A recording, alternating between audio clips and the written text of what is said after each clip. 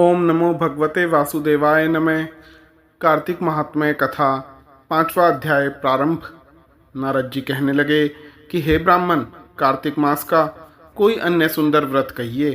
तब ब्रह्मा जी कहने लगे कि हे पुत्र, विधिवत जो परम पवित्र और पापनाशक नक्त व्रत है, वह सौभाग्यवती स्त्री को अवश्य रखना करना चाहिए।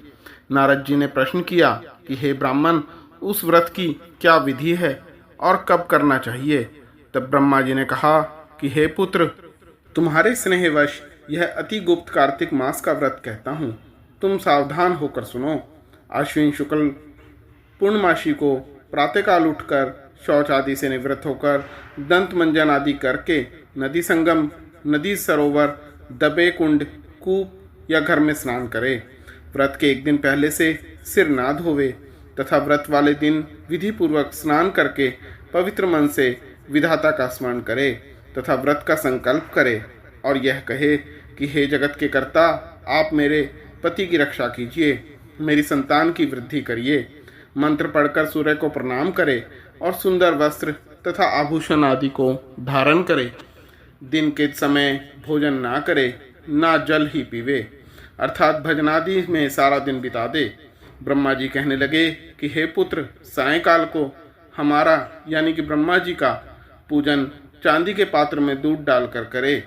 सोना, चांदी, तांबा या मिट्टी की मूर्ति ब्रह्मा जी की बनावे, उसको लाल वस्त्र पहनाए और विधि पूर्वक पूजन करे और चांदी के पात्र में रखे हुए दूध को सोने की मथनी से मथे।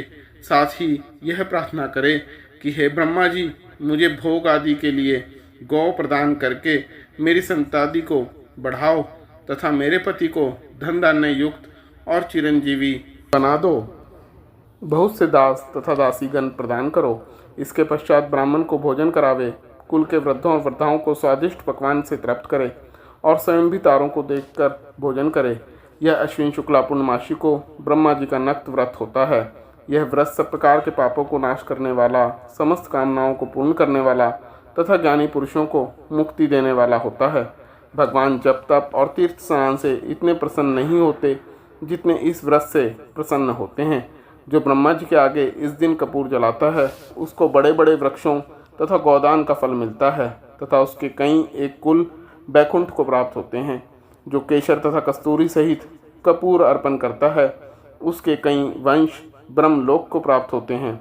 जो स्त्री इस दिन वस्त्र का दान करती है, वह कपड़े के सूत्र के तारों की संख्या के बराबर करोड़ वर्ष तक बैकुंठ में वास करती है। जो गहने का दान करती है, उसको ब्रह्मलोक की प्राप्ति होती है।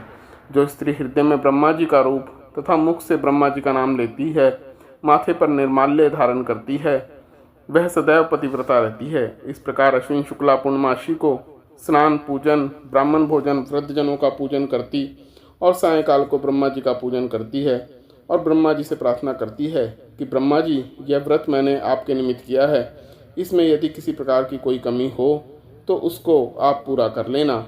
जो कोई इस कथा को पढ़ता है अथवा सुनता है, उसको अश्वमेघ से भी अधिक यज्ञ का फल प्राप्त होता है। इसके साथ ही कार्तिक महात्म्य 5वां अध्याय समाप्त।